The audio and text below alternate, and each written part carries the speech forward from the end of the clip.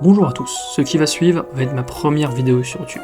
Et quoi de mieux comme première vidéo que de vous présenter le premier char qui m'a fait lancer mes premiers shorts sur cette chaîne. Je vais donc vous présenter le M8175W que l'on retrouve uniquement dans l'arbre chinois. C'est un char très peu utilisé et très peu connu des joueurs, étant donné qu'il se trouve dans une nation que très peu de personnes jouent. Et pourtant, de mon point de vue, ça reste un excellent char. Tout d'abord, nous allons donc nous attaquer à sa mobilité ainsi qu'à son moteur. On y retrouve pour cela un moteur de 400 chevaux, ce qui en fait le Sherman avec le meilleur moteur du jeu, étant donné que les autres Sherman tournent soit aux alentours des 350 chevaux, soit ils vont tourner aux alentours des 375 chevaux.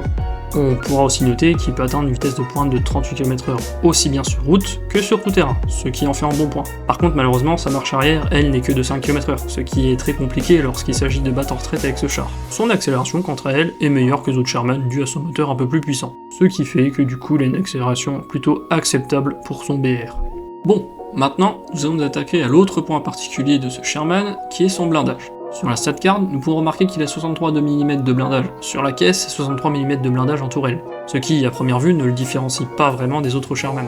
En fait, ce qui va le sauver sur son blindage, c'est sa forme particulière de tourelle qui nous fera penser à celle du Jumbo, ainsi que le fait d'avoir gardé le châssis du M81, qui, selon moi, augmente les chances de faire ricocher les obus. Nous y retrouvons donc, au minimum grâce à l'inclinaison, un blindage de 75 mm sur son châssis et, en moyenne, 85 mm sur toute la face avant, tandis que la forme particulière de sa tourelle, elle, offre 100 mm de blindage sur toute la face avant. Pour les flancs et l'arrière, ça reste un Sherman, ce sont donc des énormes points faibles qui, au moindre obus, c'est la photo de classe assurée pour tout le monde dans le char. La petite nuance que l'on peut remarquer contrairement à son homologue, c'est que sa tourelle est entièrement blindée à 63 mm, aussi bien à l'arrière que sur les côtés qu'à l'avant, ce qui en fait un tout petit avantage de plus comparé à son homologue américain. Pour résumer, son blindage de tourelle est excellent et son blindage de châssis reste extrêmement correct pour son niveau. Nous allons maintenant nous attaquer à son armement, qui consiste en un canon principal de 75 mm.